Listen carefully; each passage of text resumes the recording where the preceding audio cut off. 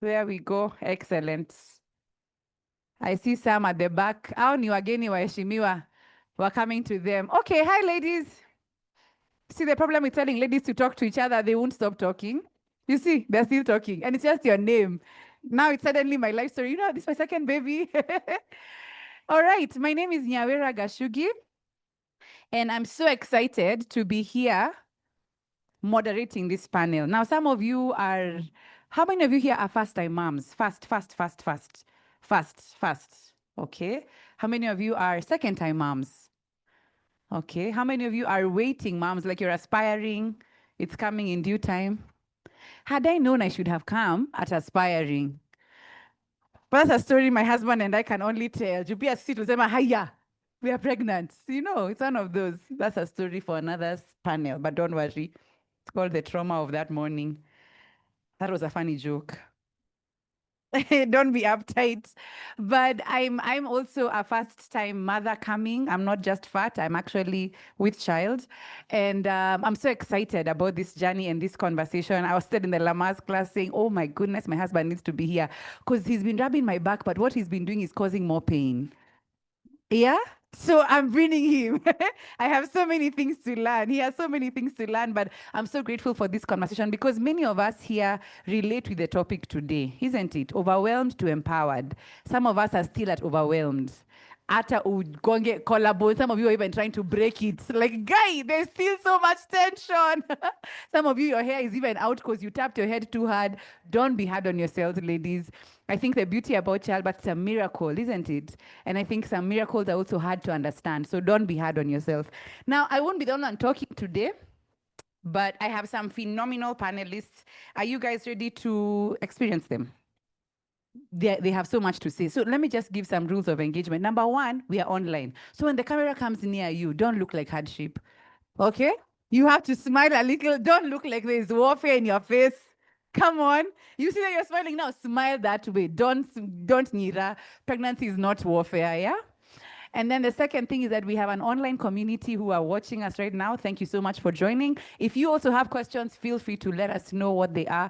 We also want to answer. Now we have some professionals in the building, okay? And it's usually good to have professionals. So if you see, one of the things I was doing was writing my own questions. So if you don't ask me, I'll ask mine. And you best believe there are many, right? Let me give you a funny story. The other day I was showering because that's where pregnant women spend the most of their time, just thinking about water. So when I was showering, I looked down, I was trying to wash my feet and I couldn't see them. How do you know I was screaming in the shower? Like, where have my feet gone? Where have my feet gone? I mean, God bless our spouses. Because he had to explain to me, they are there. I promise they're there. Yeah. So this conversation is very close to my heart because I've been feeling very overwhelmed. My first trimester was Satan's workmanship. I was vomiting left, right, and center. I was seeing thunder. You know, it's like, can all this leave me in one person? But we're here to learn because some of us are still overwhelmed. As you can tell, I have some trauma, isn't it? So I told you, I was tapping my chest. I was like, now it's too much. But we're going to be hearing from some seasoned voices, and I really would like for you to engage with them as much as possible. It's not a question and answer, it's a conversation. Okay? So you should know your neighbor by now. And if you don't know your neighbor, now is the time. Just the name. Ladies, don't push it. Yeah? So I'm going to start by introducing Ashley Moteti, who is the founder of Zuri Nzilani Foundation. Let's appreciate Ashley as she comes up. Till she gets here, don't stop clapping.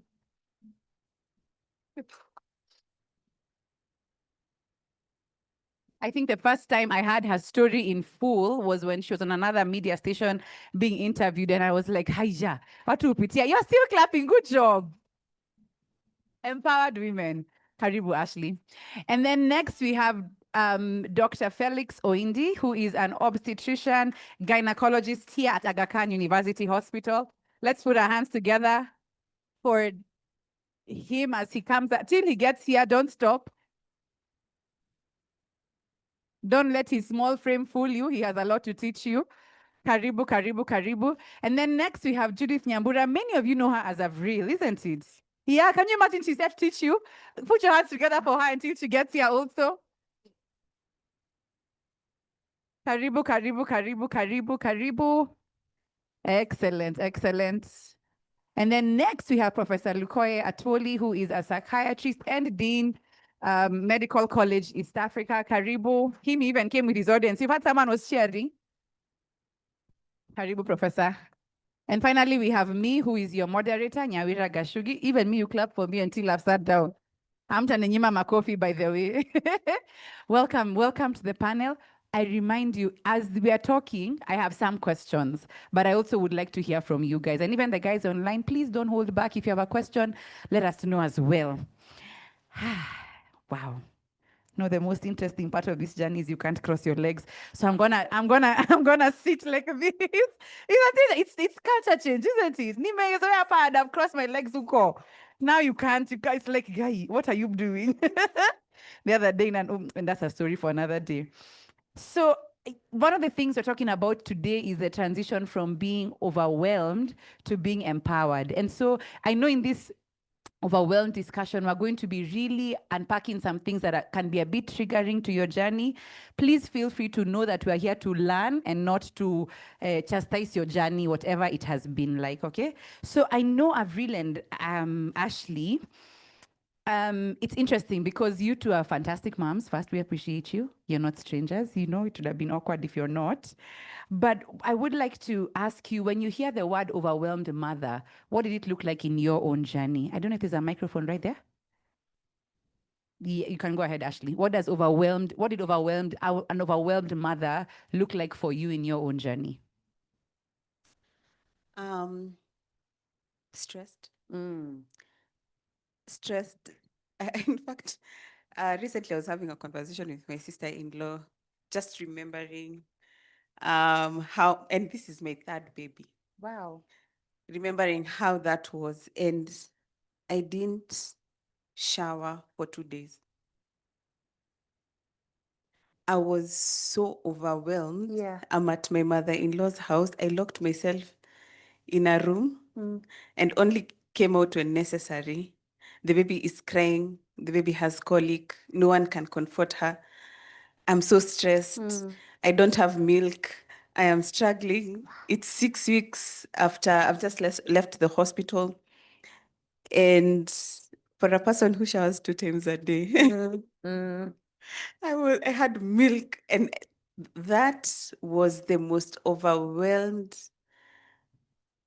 season I have been in my motherhood journey. That's the memory I can, say that I was overwhelmed. I locked myself, and I was like, let me deal with my child. She doesn't want to listen to anything. The milk is not helping. I cannot give her food. It's only 6 weeks post-delivery, and I'm here in my mother-in-law's house. You still want to maintain that image, but sijaoga.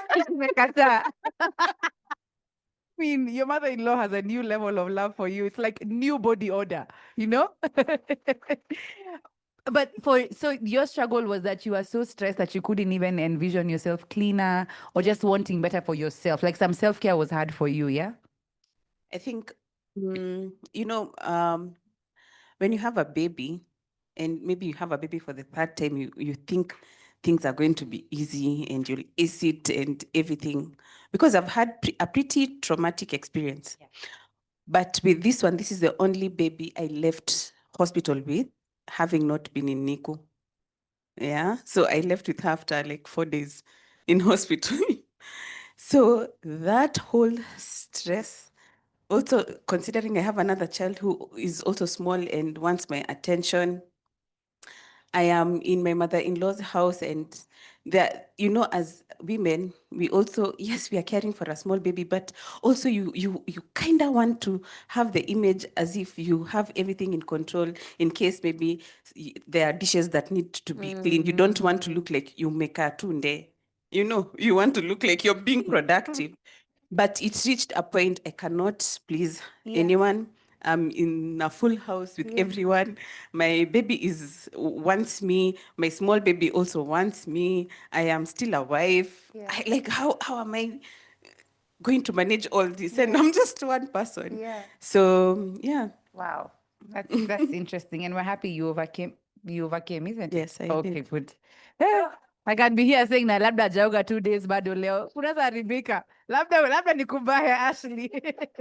But I feel for you, when you hear the word overwhelmed, what comes to mind in your motherhood journey?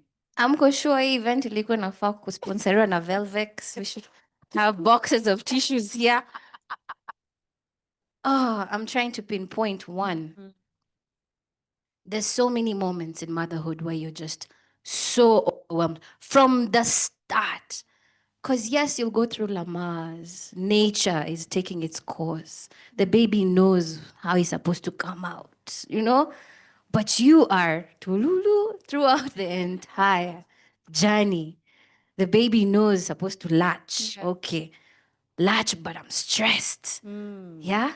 So for me, the overwhelming spaces came from, I feel like the onset, because at the beginning was okay.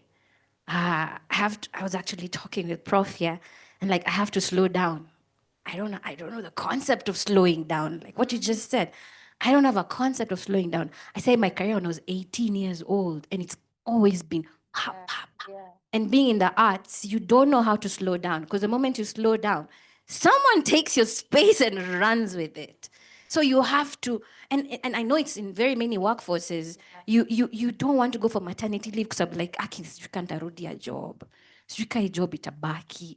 Because in very many ways, as women, we are the providers for our children. Yes, there might be someone who's supporting you, but you're still in the forefront of provision, yeah? So I had to learn how to slow down first and foremost. And the slowing down was overwhelming because I'm still on social media and I'm like, okay, so I need to slow down for how long? I remember the first time I stepped in. Thank you. Nani Velvex. 10 points. Watulipe.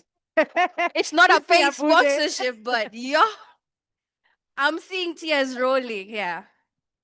Because as much as you feel like and think that you're past the trauma, when you start remembering, you're like, where? And you're like a pitia, you know? So I have memories of going on stage and I'm still breastfeeding. So I have to run to my car and pump. Yeah? I have to pump because I'm leaking. Yeah. And I'm on stage. And for a very long time, I had to constantly be in black clothes when I'm on stage because something just might happen. Yeah. Yeah? And you know when you jump. So Nyawera, when you jump, Yeah, thank you, because I can't relate. I can't you relate. actually feel the milk poof, Okay. drop. Yeah, it's like a njahe thing when you eat njahe and then you just feel, oh, okay, there we go. And you're not told these things and they happen. And so yeah, that time when I had to go and pump in the car, I'm thinking, nah, I'm okay. Then I go on stage, my boobs are are more than the situation that you think you're gonna get through. I remember so many moments, and I laugh about it now, but then I was just like, wow. I remember going for a gig and I was not done breastfeeding. And this is all the way to Rwanda. You can't stop working. My baby was a little bit under one. So I'm back to work. I'm doing things. He's a bit independent. So at least I can live with my mom and such and such. So I've left him with my mom and when I'm getting back, my milk ducts are not chumoing. And he's like, oh, we're back to the boobies. Where are they? And he's coming to latch on and there's nothing. Oh no. And then I have to now try again. And CRT, I was not pumping when I was away. I was pumping. I was, trying to make sure that there's always milk flow. But when I'm getting back, and I'm still not ready to, start putting him on formula and all these things, I still want him to breastfeed. I have so many moments of feeling of a potty training. Oh my God. See the way women have looked down. Trauma is moving here. Papa, please use the potty. He comes with it swinging. Like, Mama, no potty, no potty. And then you still have to keep, and he's supposed to start school, and you're like, come on, I just need you to. I literally used to sit on the floor of the toilet with him. I'm like, hey, Papa, so we have to talk, we have to tell stories. before he can actually do anything, because you don't want him to go to school when he's not potty trained, because that's another trauma for him, you know. So you want to at least try as much as possible for this child to go to school. There's so many. Okay, you've gone even to school. You see, There's so a serious many. mother. You But- think one stage is done and then another one surprises traumatizes you, and that's many of you can relate to it, isn't it? The shock factor keeps coming. But Dr. Felix, I'm curious to find out, because I think we talk about this a lot at the finding stage once the mother has gone to hospital and she's given birth. But what are some signs that you can tell a woman is overwhelmed when she's come to see you? Maybe she's she's heavily pregnant, or her journey has started. What are some things that you can tell, you're overwhelmed? Is it that they don't stop crying during the session? You're touching their stomach, they're like, guy, you know, what are some signs for you? Thanks for this session, the organizers. It's very enlightening, and I'm also learning a lot. I'm also a father, and some of the things you've talked about, I've actually gone through it as well. So it's very difficult to actually tell that somebody is overwhelmed, especially when they come for the antenatal visits. And those who've gone through it will acknowledge that most of antenatal visits are straightforward. Baby's playing well. Today you are 34 weeks. Today you are 36 weeks. If you're not gone into labor by this date, come for induction or come for cesarean section. And it always tends to be, you're just looking at a happy ending. So there's like sort of a reward at the end of the pregnancy. Most of the time, we don't prepare you that this reward is coming with a price. And the price, you're only going to pay it after. You know, most of the time when you purchase things, you pay upfront. This one, it's coming, then you start paying for it. So we have those who we can regard to be at a higher risk of getting issues afterwards.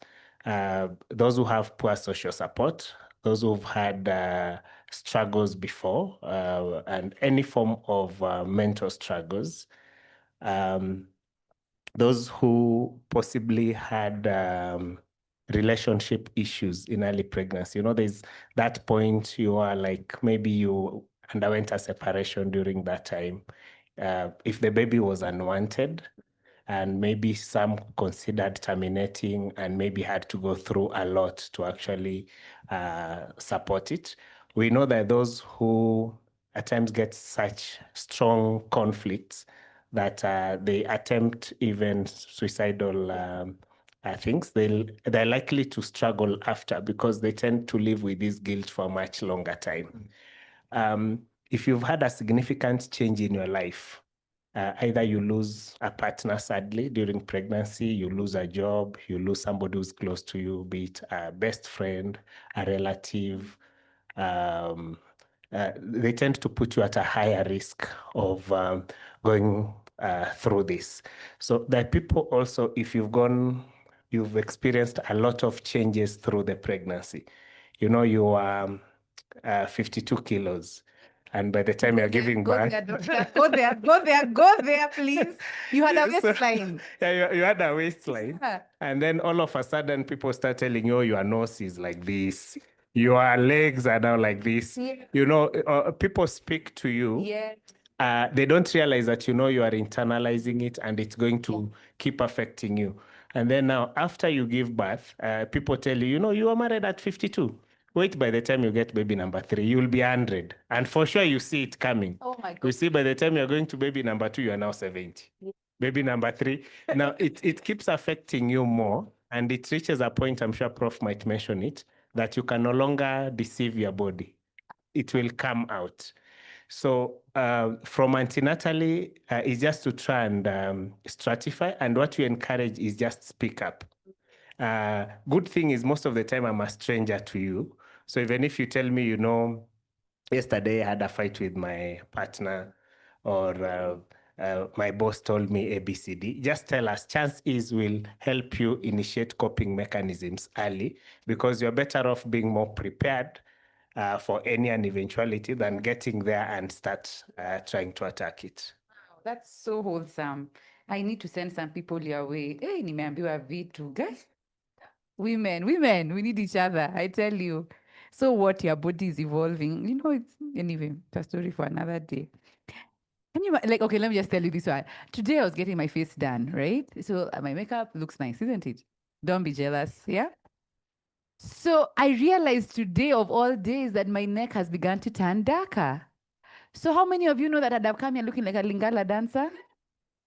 So I had to tell the makeup artist, blend here, blend. Nisikae kama niko na shida. And she was so kind and said, it's okay, it's so normal. But some people would have made fun of it and would have triggered some discomfort. So maybe let's be kinder with our words, yeah? To each other. One of the things I find so interesting is that all these things they've talked about lead to other extremes, right? And I would like to find out for you, what are some extremes that come from this overwhelming season that we can manage or that we need to do better with? So, of course, I'll begin by saying that pregnancy and motherhood is normal. Okay, it's a normal experience.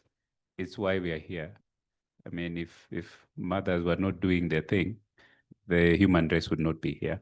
So it's normal, it's necessary, but it's not easy, and it was never meant to be easy, because you're growing another human inside you. You're spending a lot of energy and resources to nurture that human and deliver them. And aishi hapo, that's where it begins. After you deliver them, then you have to like take care of them for another, many years. And sometimes for the rest of their lives, or for the rest of your life. So it's not easy. And so there will be people who will struggle with it. And the struggles are in many categories. The first, after you deliver or around the time of delivery, you might experience changes in your mood. And this is because of the hormones that are circulating in your system, and your brain is trying to make sense of them. So you might find that you have dips in your mood, you're low, you don't have energy, you don't want to do things, and so on. And the world doesn't understand. So after delivery, we call this baby blues. Some of you have experienced this, where you just don't want to get involved and so on. But then this passes, and this is normal for many, many women who deliver, and it will pass, and you will be fine. And then for some people, that doesn't pass. It continues, and it affects important areas of functioning, and your mood is just persistently low. You lose interest in the things that you used to enjoy. You don't even want to take care of that baby, and so on. So you go down, and that then requires an intervention. So we call that peripartum depression, for instance. Some people get that. Many of the people who get that peripartum depression have been at risk of developing a mood disorder, but the pregnancy has triggered it. The pregnancy has brought it up. And so it's the first time we make a diagnosis, but we know we're going to probably follow you up for a very long time. Some people develop more severe complications, which might make them start experiencing things very differently. You might start hearing voices, might have developing strange beliefs, and so on. And a few mothers start having negative feelings about the baby, and they become a risk to the baby or to themselves. And so then those again require an intervention. So sometimes we talk about postpartum psychosis and stuff like that. That requires treatment, medication, and with treatment and follow-up, they do well, and they're fine. And then lastly, there are people who are vulnerable for a variety of mental illnesses. Just the same way we talk about diabetes in pregnancy, hypertension in pregnancy, and so on. So you're already vulnerable. And then pregnancy, because it stresses your being, this thing shows up at that time. So a whole range of mental disorders can show up in pregnancy, because your vulnerability has been triggered by this state that is necessary, but it is difficult. And so you need to cope with that. The final thing I want to say is there's a gentleman in this room at the back. He's called Nicholas. Nicholas, would you please just stand up so that the ladies can see you? Yeah, Nicholas. Nicholas is a counselor. Okay.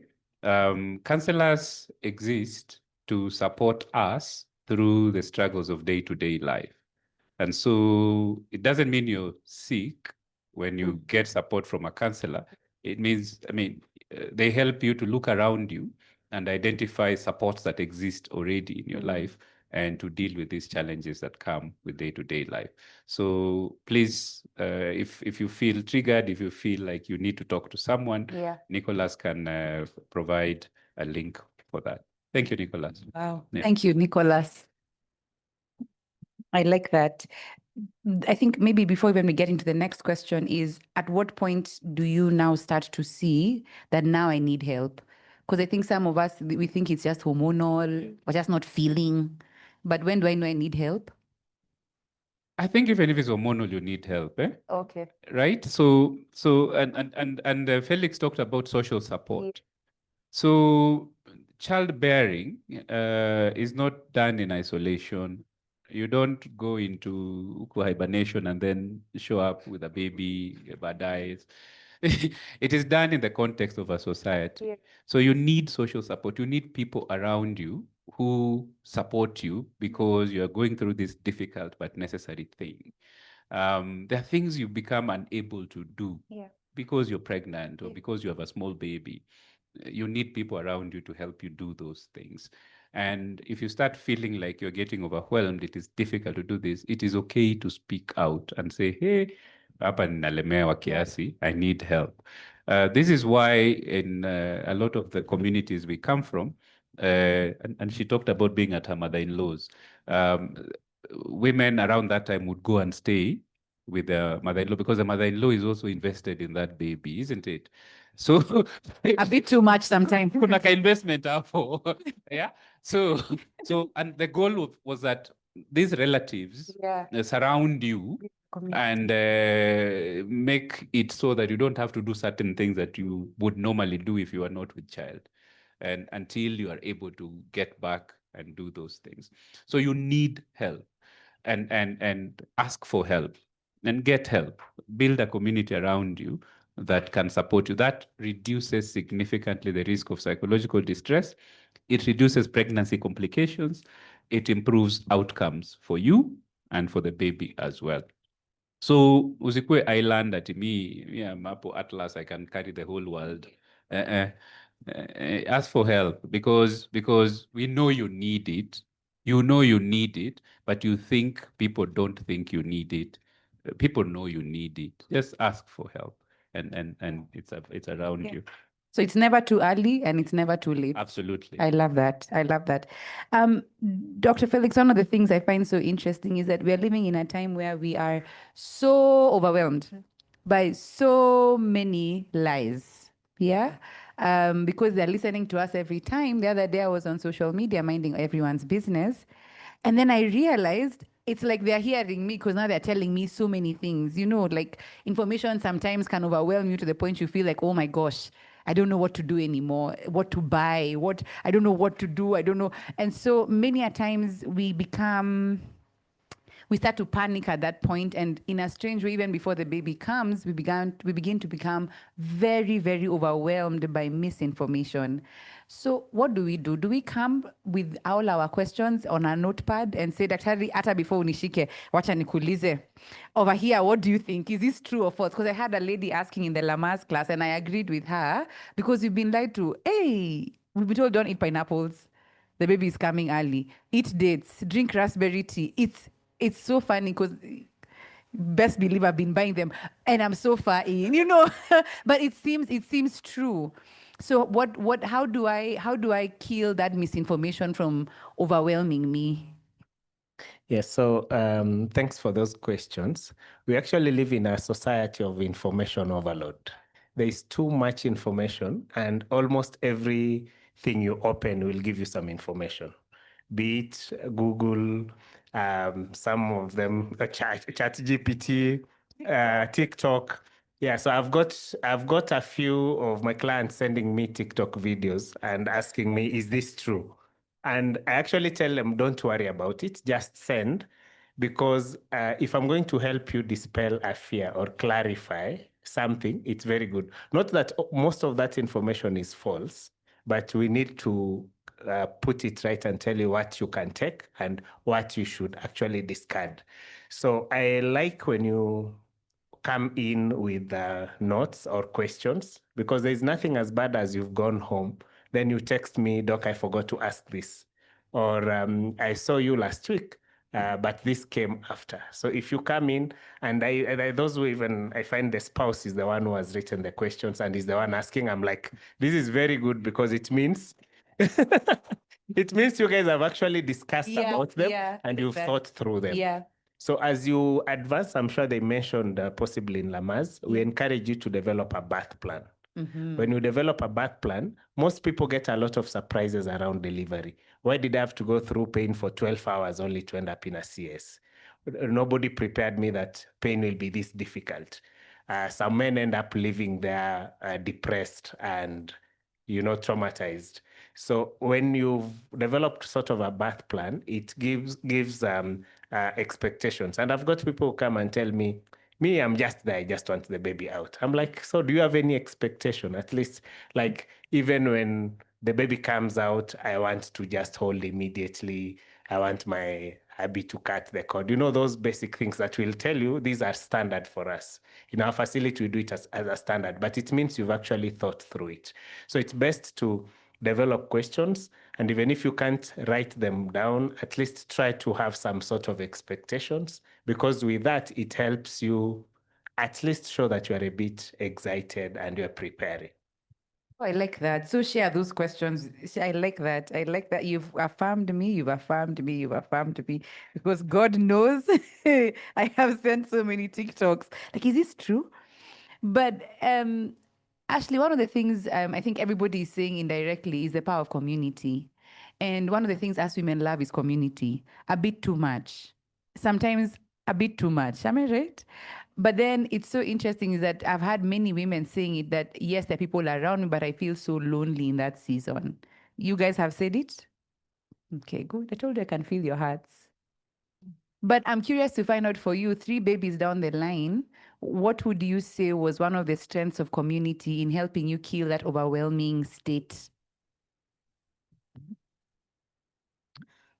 For me, I went back to my mom's house. Okay, Yeah. okay.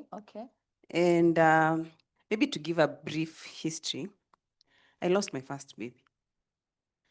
And it was very traumatic because I was admitted here 1 month, gave birth, baby died after 2 months. I got pregnant again. Baby came in less than a kg, stayed in hospital for 3 months. Then I got another third baby. So I think, and I have given birth to 3 babies in a span of 5 years. Yeah, in a span of 5 years. Wow. Now Aga Khan hamtaniona tena, nimemaliza maneno yenyu. Or will we? But so it has been a stressful period, having to handle all that mentally also. Yeah.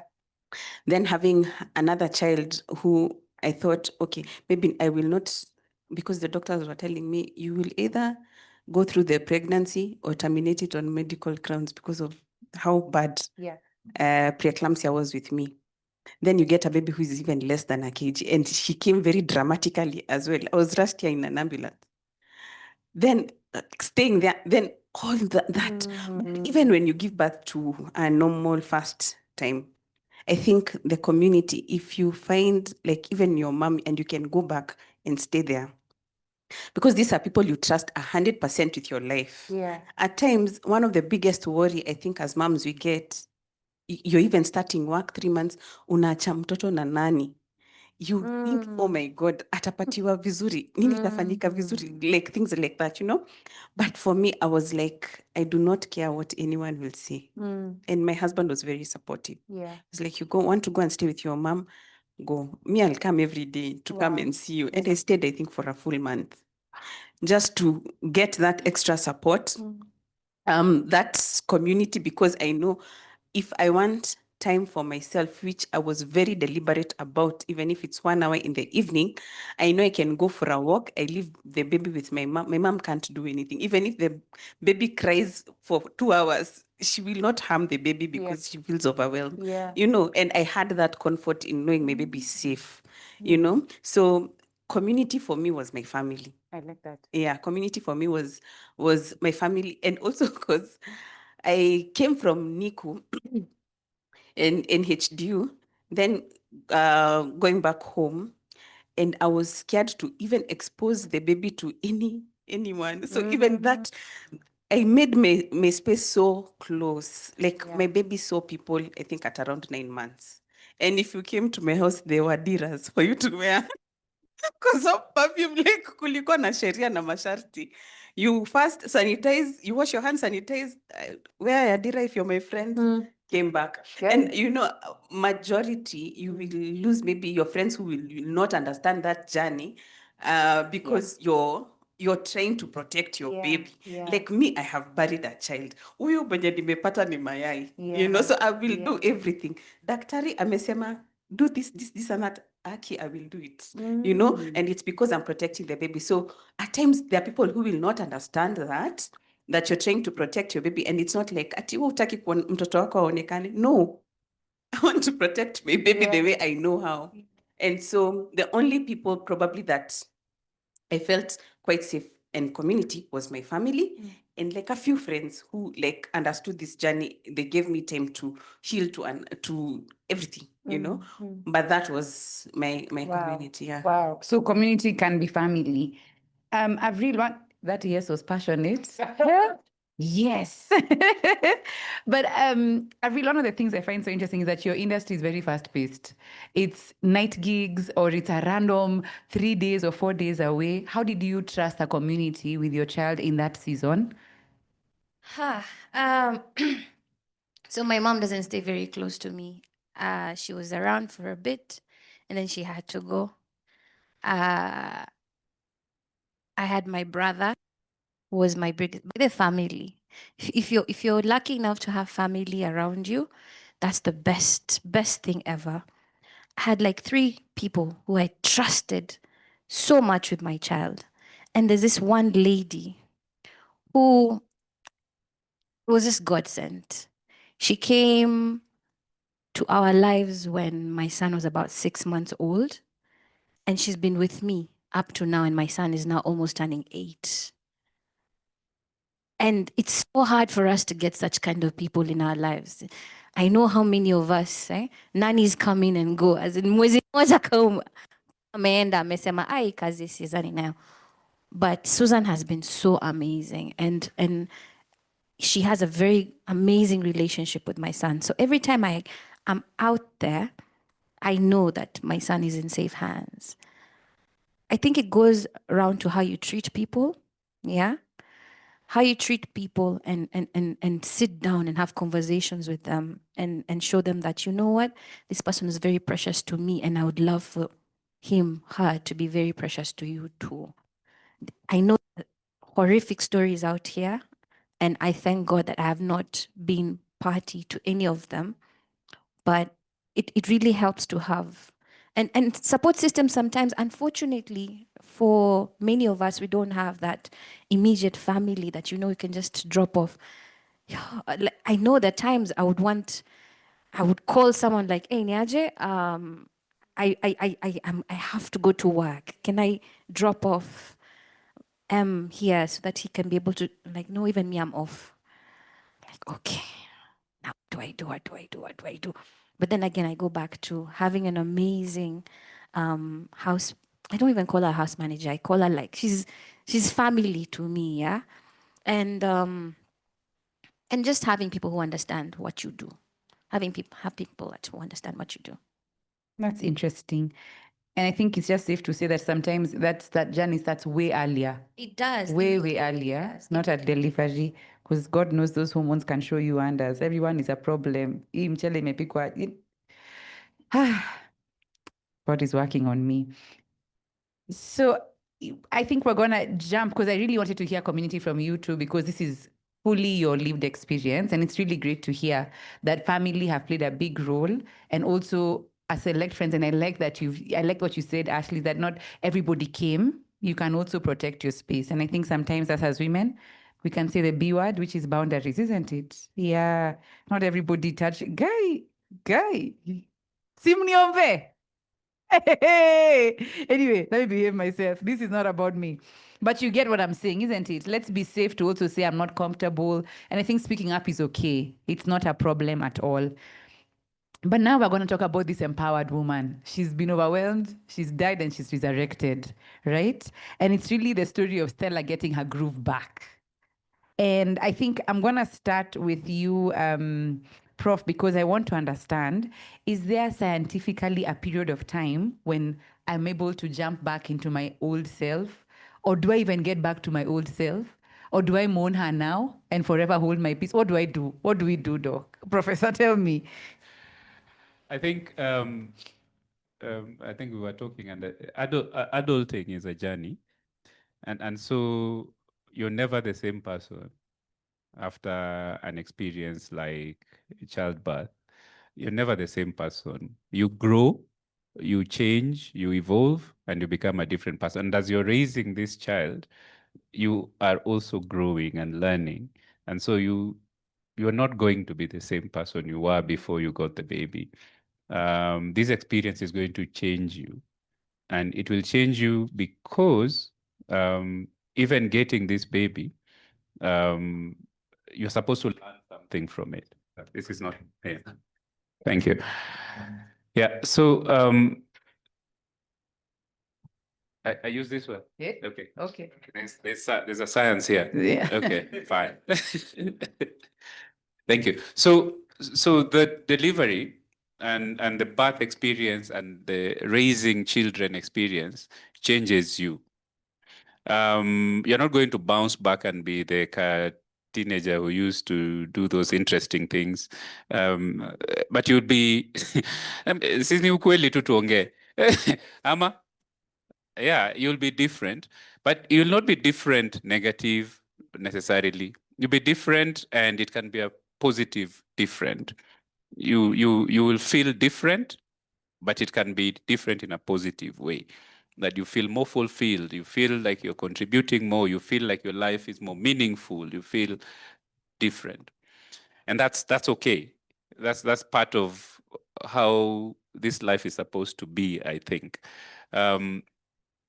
So sometimes you might experience a negative change. You might experience, like they were saying, like you look at your body and you feel like, hey, this is not the body I want, and so on. And if you feel like that, for the most part, you can do something about it. For the most part, you can get expert advice about diet, about exercise, about physical activity, and so on. And you can work that into your routine, and that's fine. But if it's excessive, if it's like you feel like you're a certain way, but then people are like, no, we're not seeing like you're looking bad or anything happening, then it might mean that there's something happening in the brain, and you need to have a conversation with us, and we can help you then deal with that. Yeah. I like that. I want to. Okay, good. And I think I wanted to ask that question because I've been seeing also again on TikTok. I tell you, it's a wonder. I was checking it out, and many women were talking about how they have come back to their old self. You know, the snapback is quick. And I wanted to also find out from you, Dr. Felix, is that even hormonally, right? I mean, right now there's so much turmoil inside of me. For no reason today, I was angry at my husband's socks. Like I was looking at them and thinking, why do you exist? You know? But these hormones now change. I've given birth now, and then now we're back to normal. Like even hormonally, what does empowered look like? I don't know if that makes sense. So I look at it in terms of you being able to accept the state that you are in and approaching everything positively. So the changes Prof has talked about in pregnancy, most of them will actually tend to slow you down in almost everything. you find even your thinking is a lot slowed, what we commonly call baby brain. You easily forget things. You can put your car keys there and then you look for them the whole day and you don't get them. For those who have many children, you might forget the names of your children. And that's very normal. So it's twofold. So whereby on one part you are dealing with the hormones. Now, when the baby comes, new challenges start. You start having sleep deprivation because you're possibly struggling at night taking care of the baby. You are also trying to, many people tell you sleep when the baby is sleeping, be up when the baby is up. But you find some of us are struggle to sleep during the day. So you end up sort of having this chronic state of fatigue. And the brain doesn't function very well when you're fatigued. So you find some people will tell you, you know, they were driving to the clinic and they just knocked a car from the back because somehow their mind just switched off. Or somebody tells you they snapped at the house manager, the spouse, over a very little thing. And that's the moment, most of the time, if you don't handle it well, you end up going down the drain. So the idea is understand that the changes that are happening to your body are actually very normal. So pregnancy state usually extends to around 6 weeks after delivery. That's when sort of the hormonal changes tend to wane off. But then now these other ones will have started kicking in. Those feelings of feeling insufficient, that, you know, why is my baby crying? Is it that I'm not having enough milk? Some people are telling me I should just give the baby formula straight away. My friend that I was with at Lama's classes is telling me by 2 months, she's already expressed a whole freezer. And here I am that the baby can barely get enough. You get? So remember I said there is too much information. So most of this information is what most of the time makes you feel inadequate. So for you, look at it on the positive, that you have different abilities. You are a wonderful mother the way you are. And just move with that. Not everybody is meant to have a lot of milk. There are those who, from the word go, their babies survived on formula all through because they could never produce enough, and they're doing very well later on. So don't look at your inadequacies or what you are unable to do. Just look at what you are able to do and flow with it. At least today, my baby was able to feed and sleep for 2 hours after. Give yourself a pat on the back for that. My baby was able to actually burp after breastfeeding, because at times you'll breastfeed because there was hardly anything that went in, and you struggle making the baby burp for 2 hours, nothing is happening. So I say look at those small positive things, the small wins, and just flow with them. That I like that, and I think sometimes us as women we're a bit hard on ourselves. Yeah, unajijudge, eh? Like why are you on my chest and you're not releasing milk? You know, but I like that. Yeah, okay, no, okay, sorry. But I think to Ashley and I'm curious to find out for you, what did coming back, and I don't think it's coming back to your older self, is what did this new season of yourself look like? Because I think that's the right way of seeing it. It's that empowered is a new season. It's not this is the old me now. So how did that look like for you? I think intentionality, being very, very intentional about everything, everything I do, or else I feel like I'll wallow so much in the negativity. I remember intentionally scheduling 6 p.m. to 7 p.m. nitatoka nje. I will take a walk. I will take earphones because I love music. I will sit in the car and I will listen to it. Hata mtoto apige nduru paka wapi, I will not attend. I have someone else who is taking care to the baby. But I realized, I don't know, Prof, maybe this is not the right thing to say psychologically or what, but there is no one who is going to come and save you per se. Like there are things you will have to wake up and do for yourself. Yes. So I noticed, my God, I'm feeling so overwhelmed. I'm feeling so, we've lost a child. Our marriage is a bit in shambles. What do? We do therapy. We go, schedule, go, sit with someone who you can talk to. I lost a lot of the things that I enjoyed to do. I enjoyed making nice meals. I enjoyed baking bread. I enjoyed doing some things for my family, and that passion just went. It went. I forgot myself. And I remember even in this journey of self-discovery and knowing my place and my identity beyond being a mother and a wife, who is Ashley? Because at times you get asked, hey, so who are you? I am a mom of 3. I am a wife. I am what? But who are you? You're mentioning your titles. I am a communications consultant. I am what? Who are you? Beyond the titles, beyond everything. I am Ashley. I enjoy having conversations with women. I enjoy this, and that. I had to sit down and write the things that I enjoy, the hobbies that I think I would like to do. And I came to realize I think I enjoy even painting, like those two, what do you call, you have your canvas and you go and like, I actually enjoy that, I enjoy listening to music, and I will go to a place with music and listen and sit there. I will purposefully position my time and intention, like the way I schedule for my babies to do things, I will schedule for myself. I will schedule to go make my nails. I actually came to realize there's a science to making your nails and being stressed. Prof can say, because I don't know, your nerves are here. So I think when you go make your nails, you feel a bit calmer. Yeah. So like I I remember coming out of hospital, having done CS, and that's the first thing I did after leaving hospital. I made my nails. Yes. So finding time to actually being intentional about the things that you love, even if it's writing down. I enjoy eating out. I enjoy doing this. I enjoy doing that. On Saturday, between 11 and 12, this is what I'm going to do. No interruptions. I will intentionally, yeah.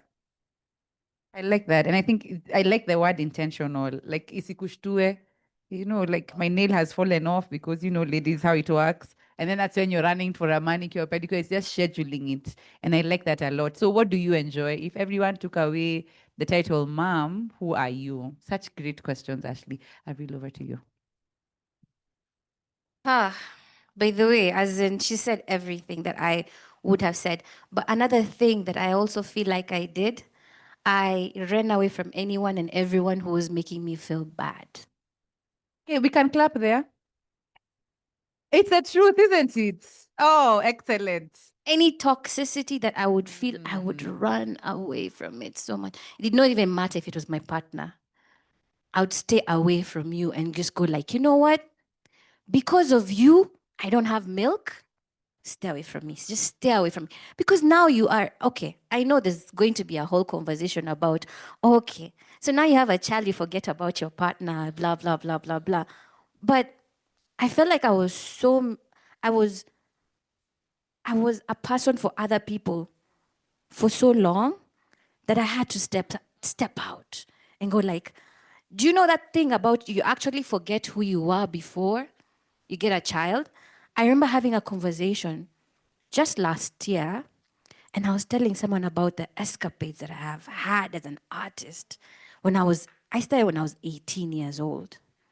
And I remember going to perform in Lodwa. But I was talking about someone who's like a third person.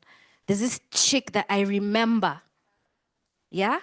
I was having a chat with my friend. I'm like, gosh, I actually feel like that was a completely different person to who I am right now. I feel like there was a death of me.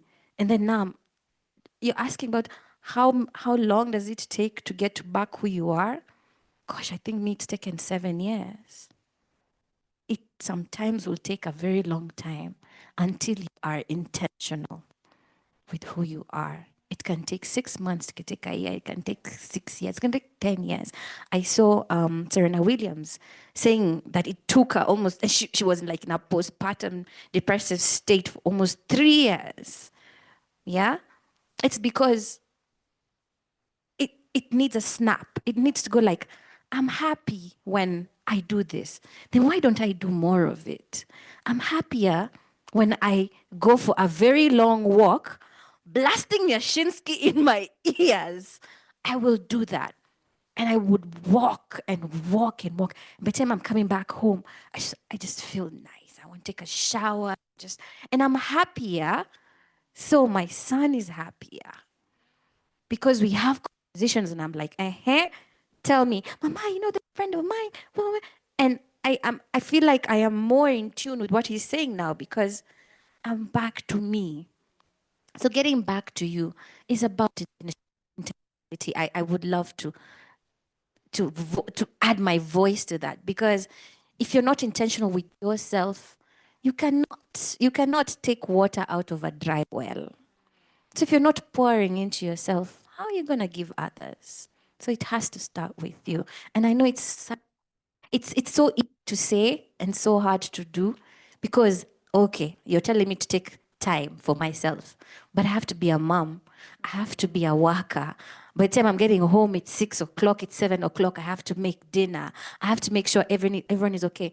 I wake up a bit earlier. My son is going to wake up at 6 o'clock to go to school. I wake up at 5 and just have my 1 hour of just me time.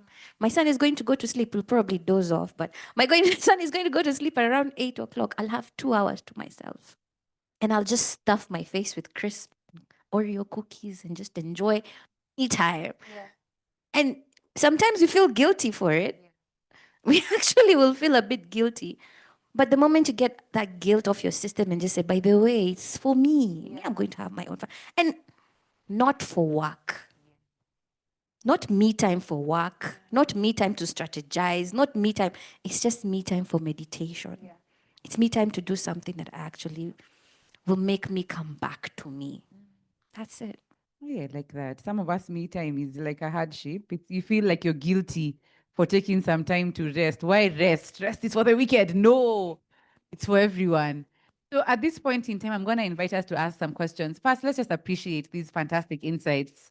Oh, goodness. So honest and vulnerable. And I love it, love it, love it. I know there are questions in the room. I'm not crazy. But I would like us to ask maybe 2 or 3 questions before. Yes, go ahead. I think, and I think you raised the question of guilt, of being guilty for taking care of yourself. It happens, but it's important for you to reframe that and say, if I'm not taking care of myself, I'll not be able to take care of the others that need my help. So you have to actually schedule time to take care of yourself in order to take care of others. And there's this issue that I have to apologize on behalf of the entire continent. We define you by the children you get, by the fact that you can get children. So we define you like that. This is a problem. We define you once you have children by how you take care of those children. This is a problem.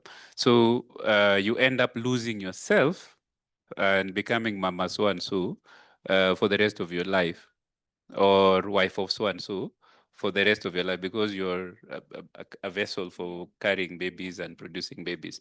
So we have to apologize for this. But as I said in the beginning, it's a necessary thing for humans, that we have mothers, and that mothers take care of the babies together with their partners and so on. And if you step back every once in a while and say, in order for me to do this, I have to have some self-care, it's absolutely important. Schedule that hour, schedule those 2 hours, go for a walk, listen to music, do something that you enjoy. Do that manicure, pedicure, it's perfect. But take care of yourself in order to be able to take care of the others. Thank you. Have you received the apology? But Have you received? Me, I've received. I've received for me. Yeah, Nikita Manani. Hey, it shall not be well. But are there any questions in the room? I'd like to hear. Hey, mulikuwa mnangojea. So we can go this way and then to the second row in that order. Maybe you can tell us who you are and who your question is directed to. Okay, thank you so much for that conversation. Very enlightening topic. My name is Claire. It's not a question, it's just a little bit more from what you said. Oindi, you said give it time, like that hormone thing. I know it can be crazy. Sometimes it doesn't take 6 weeks. I'm a broadcast journalist. It took me 3 months to get back to where I was. So I remember the makeup artist telling me one time, where your face? What's happening? I can't even put the makeup properly. So for me, I feel it's let some of those comments slide. Because if you listen to them, you go on screen and you're like, oh my God, I'm looking like I don't know what. Yes. So let some of those comments slide. Don't let it get to you. Another thing about speaking up. I think it's very important to choose your healthcare provider properly because you cannot speak up if you have someone who's rushing you. I remember with my first pregnancy, I started out with some guy now who was the worst. So he was like on a clock, 5 minutes. I said I had constipation. He was like, take greens or you're going to get hemorrhoids. I'm like, I have, I can't keep anything down. What can I do? So you need somebody who actually listens to you so that you can be able to speak up. The last thing is about bouncing back. I know you said you can't bounce back. I've written a book called Bounce Back Babe. I think you can. And I feel like sometimes women are told to just accept the new body. I feel you need to be comfortable with yourself. Your body will never be what it was before, but that doesn't mean ujiachilie. Do that exercise, be happy with yourself, right? And that means exercise, take care of your mental health. I like what you said, Ashley. Take that 1 hour, my friend. The father will take care of the baby or whoever else will take care of the baby, but take care of yourself so that you can be able to pour out and good conversation. Thank you. I like that. I like that. I like that. Draw those eyebrows, okay? Don't look like hardship. I insist. Don't look like hardship, ladies. Even the baby is scared of you. He's like, hey, huku ni wapi nimekuja? Go ahead. But they've not told you your shoe size will change too. And I don't think you'll revert to your old shoe size.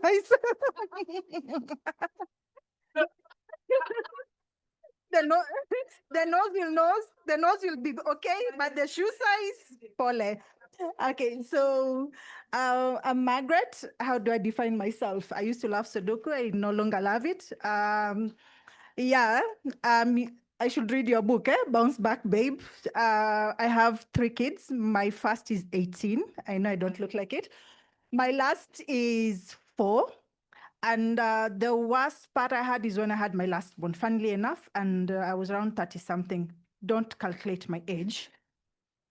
Yeah, so I think Prof talked about, I use ChatGPT. I input my, what is it called? My symptoms. I used to have a tangible hollowness, like you could feel it, like it's hollow. Then there's something I spoke about the other day on Facebook, msinitafuta, I'm controversial, where I didn't like my daughter. I have 2 sons and I was really looking forward to get a daughter. But then things happened. There's a time I think I even pinched her. Yeah.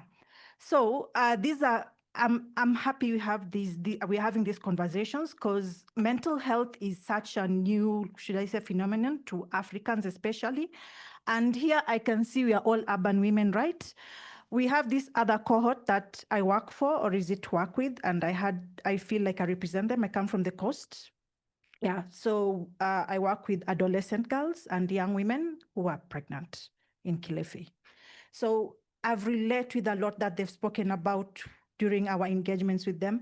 But then there are other things like prioritize yourself, build a supportive community. But then which community is this that we are, whom we want to support us? It's a community that lacks the knowledge on SRH matters. It's a community that lacks the knowledge on mental health. You find a young girl getting pregnant. It's actually rape for under 18 years. They are forced into marriage, early marriage. They are forced into giving birth to that child. We had mental health assessments, and I wouldn't attribute it wholly to what they were going through because it was a small sample size. But I noticed the girls who scored poorly in the mental health assessments had poor birth outcomes. One actually lost her child. Yeah. So these conversations, I'm very grateful. It's a start, and I hope we can trickle it down there. Doc, I think you also spoke about the healthcare workers that we also engage with. sasa tukuagakane kwa masource. A lot of us cannot access these facilities. These are the babies we are having right now, our future generation. Wanasemanga hizi trauma are generational, right, Prof? Yes. So how do we push these narratives, these conversations down to the community? I know Ashley works with the community and would also help us with that. How do we reach to that cohort that is vulnerable, like those adolescent girls and young women who were either raped, who have been forced into marriages, who are undergoing mental anguish, but no one understands this mental anguish? We have a community that does not understand mental illness. Yeah, I think you're absolutely right, and I like this forum because it's meant to empower you as women and mothers, and I think we should also have a forum that includes the men.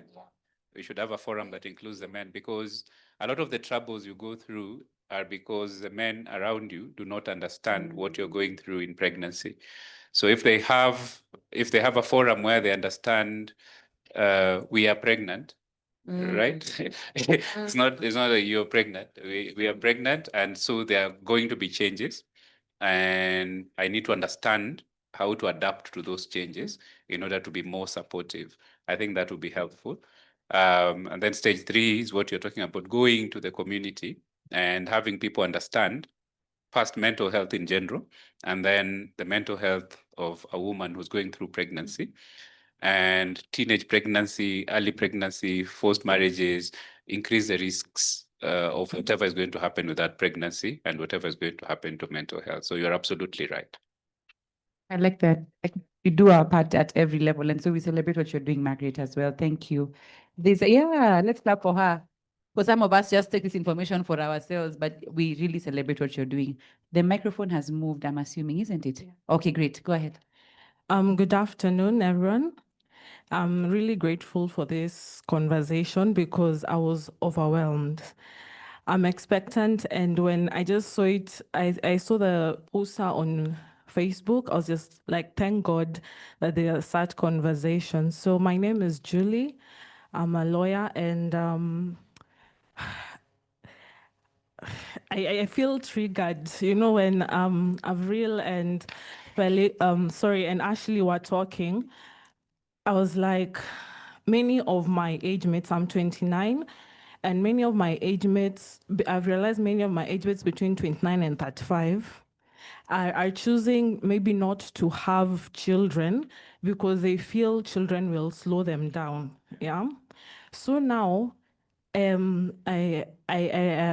expectant, I have a supportive partner, but then I have so much going on. I teach law, I'm an author, I've just launched my books, I sing, I do so much, and then now I'm realizing I have to slow down.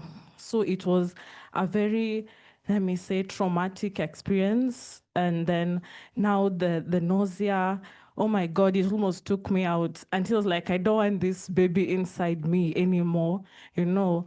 So for me, really want to know about the structures you put in place to be able to balance life, because I'm at the point where I feel, do I need a PA? Do I need to be more intentional, as you said? Do I need to seek therapy? Do I need to talk to older women? Because again, something I feel like maybe, especially in my profession, older women don't talk about how they managed childhood and rather childbearing and just the demands of the career. And then my partner tells me, when you go to work, don't say you're expectant so that you don't miss out on opportunities. And then I'm like, how do I manage communicating to everyone who is depending on me to get things done so that people don't feel like I'm giving excuses, you know? So I'm just like, there's so much, and I don't see that on mainstream or social media. People are just saying baby bumps look good, motherhood is, you know, a blessing. So in fact, yeah, I just thank God I have a very supportive partner, but I just want to know, how do you just manage, and and my doctor just told me the next 4 weeks will be worse because the HCG hormone is going up, so I'll vomit more. So I'm just like, oh my God. And I'm traveling, I'm doing all these things. I'm just like, Jesus, take the wheel. So And Yeah. the stomach, yeah, and nothing is fitting me. And I'm like, oh my God, like it's so much changes at once, and learning to now be in a marriage, it's just crazy. Yeah. So Okay. maybe Avril and Ashley, Ashley, and yeah. also insights from Prof and Doc will also help. Thank you. I think even before they help you, someone needs to just hug you. Yeah? Yeah. Like she's doing so much. Hey, don't be selfish, ladies. Even you will be hugged. But it's true, all of us need a hug. Okay, see, Sana. Okay, slow down, ladies, slow down. But maybe we start with you, Ashley. What structures do you put in place so that you don't miss it? I think I've really touched on it, but we also want to hear from you. But what structures do you put in place? When you're speaking as women, you almost grieve the person who you were before, because after giving birth, your life is not going to be the same. It will completely change. Yeah. And at times, I used to tell my husband, it is so unfair. You, auja nona, auja fanya kitu yote, aujacha job.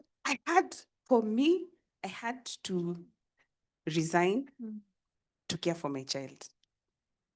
And for the longest time, because I think for me, I am the kind of person who I am very, I'm a workaholic, career oriented, and I had this idea in my mind that by the time I reach this goal, I will be, But Mungu akasema shikilia hapa kwanza nikuoneshe venye vitu zinaenda.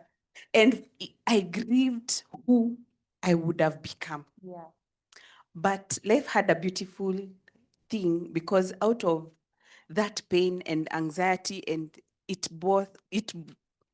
gave birth to my purpose that I'm living right now. Yeah.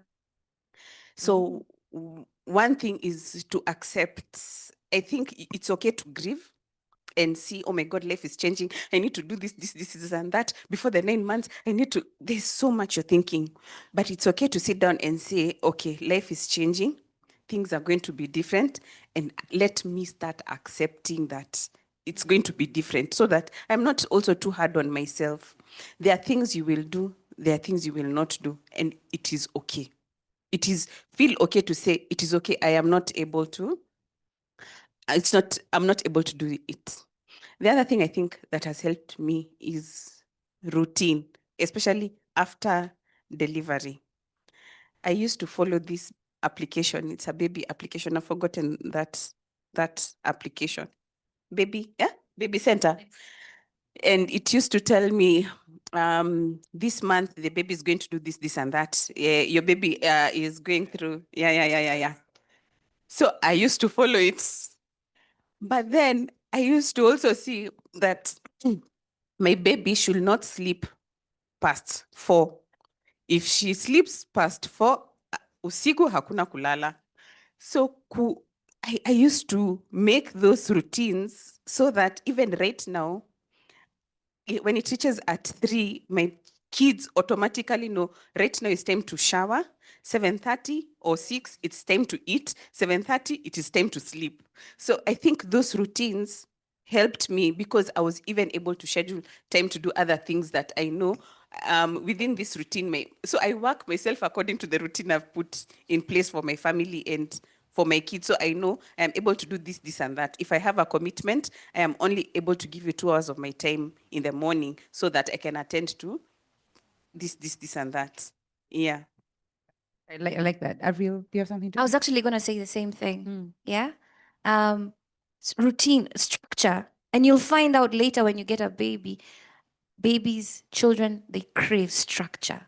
They want to know, at this time I'm supposed to be doing this, at this time I'm supposed to be doing this. And it becomes even easier for you as a parent, because everything just falls in place. Yeah. Then another thing, mommy, one day at a time. I came to appreciate nature. Nature helps us. And I remember, Prof, we're having a conversation. Nature helps us nurture. Yeah? Everything that's supposed to happen will happen in its time. Because of all this thinking about the future, you're not enjoying your pregnancy. You're not enjoying how, oh my God, now my kabump looked like this. I take pictures every month. I'm like, oh my God, I still have them. And I'm like, this is how I looked, this is how I looked, this is how I looked up to the end. I have so many. My sister-in-law tells me, oh my God. Like sometimes she'll find my son just going through pictures and photos of how I looked, how he looked when he was small. Why? Because it wasn't just about documentation, it's just about being in the now. Yeah, they've told you HCG levels are going to go sijui huku, you're going to start vomiting. It's okay, haijafika, hatujafika hapo. So I'm okay where I am right now.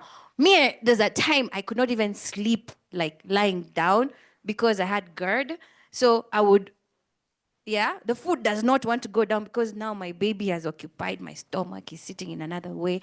So all my food is up here. If I sleep lying down, I'll choke because food wants to come out. So I used to sleep like this all night.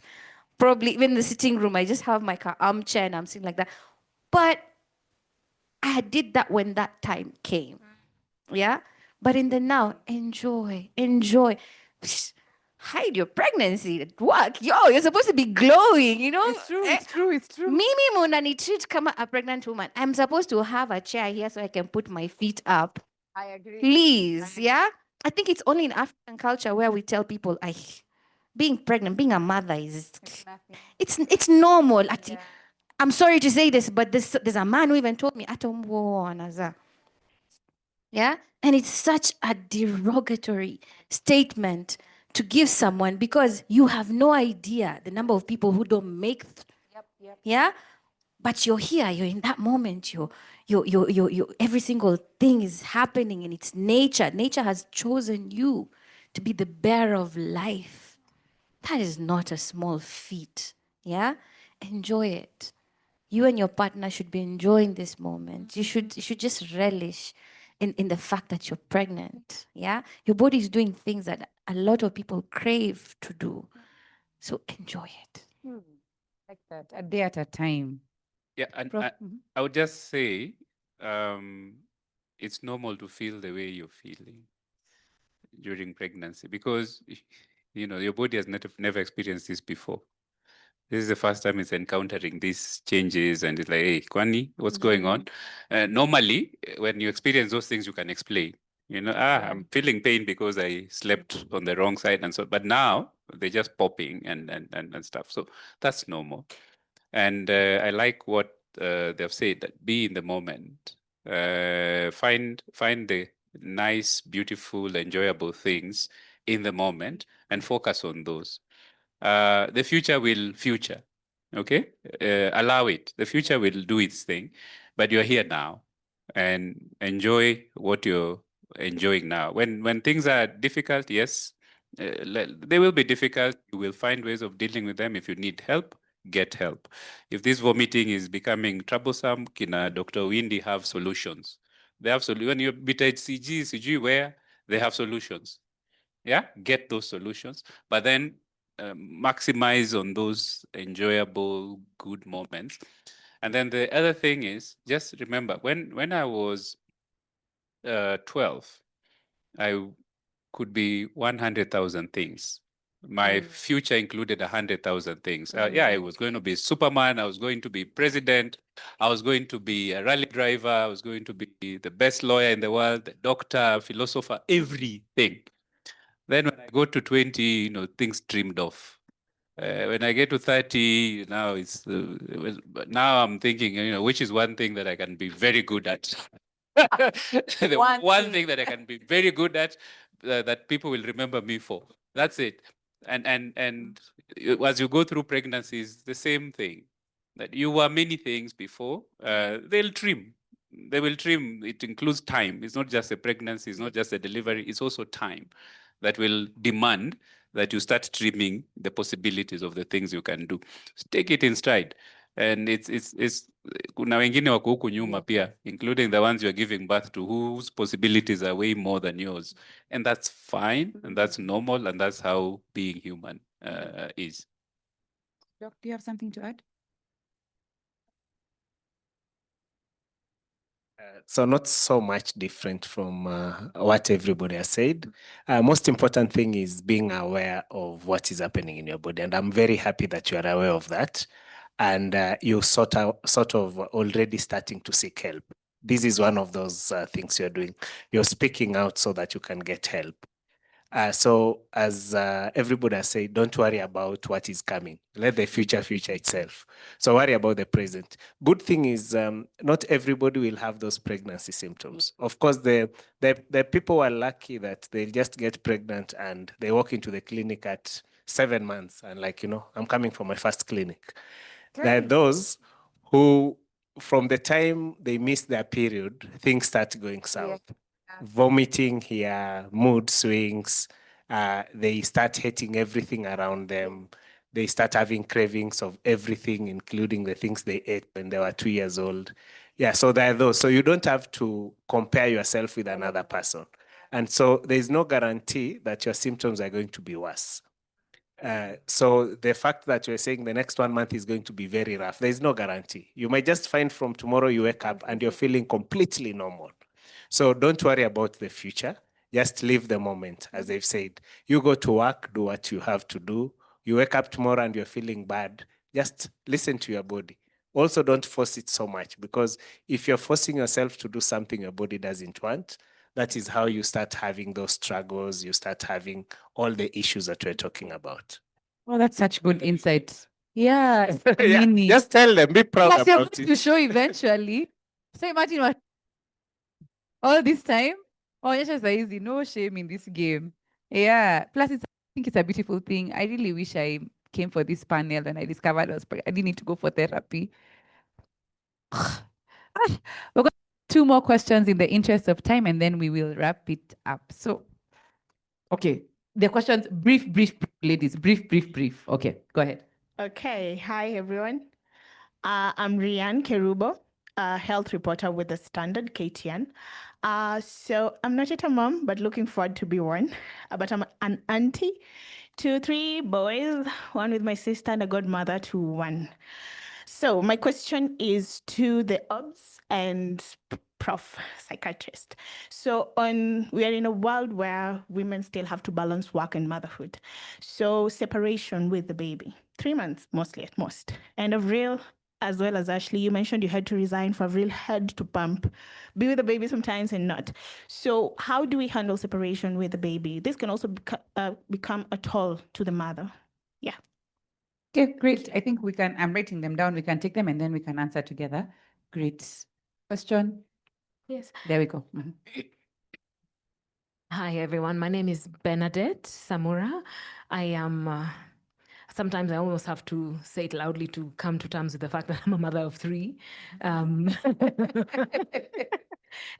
really, you'll understand why, because it was after a long struggle and a long season of ups and downs and turmoil and lots of child losses and everything else, in and out of theater many times and whatever. And then you go through fertility treatment and then you wake up and 1 year later, you have triplets. Yes. What? Oh my gosh. I just see your stories online.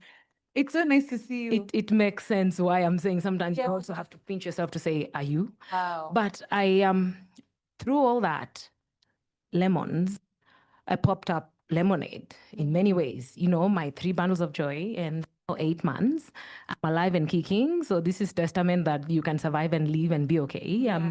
I'm trying to err on the side of positivity that Yeah. I can do this. But also because of that journey, then I work on a project called Mom and Me, and I support mothers through the postnatal stages. Also background, I am a midwife by profession and a nurse, and I work in and out of Kenya, but learned a lot along the way. However, saying that, there's so much that mothers go through, and I can't applaud you guys enough for what you have done putting this session together. There is so much that you can learn from. And in the project that I do with Mom and Me, I come across different stories. I interact with lots of moms. And thank God, if you are in an Aga Khan community or you've got family, you can at least say, I'll find my support system. You can come find a good doctor, Dr. Felix, or you can find Prof, or you can come to such a session. You'll be able to afford a Lamaze class. You have insurance, you'll pay. What happens if we are looking out for that mom down the road who is not able to afford this service? By good luck, I get to meet some of them because of my project and, you know, social media, and somebody talks about meet that one and talk about this.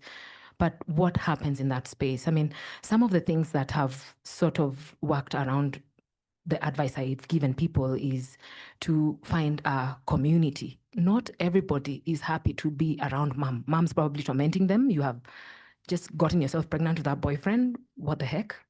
Maybe the mother died, maybe sisters are not around, people have grown up and gone, friends have whatever. So, I mean, the best thing I found is finding a little community. So again, I say, thank you so much for putting this together, because suddenly women are in a room. But my other second question is, could we have some, how much convincing do you convince men to say, please, it's just as well important for you to go through some things? I mean, you guys might put together another forum like this for men, but question is, how will you get the buy-in? Men are always sitting there going, oh yeah, we know what to do. Yeah, you know, I'm busy. I've got money is playing, whatever.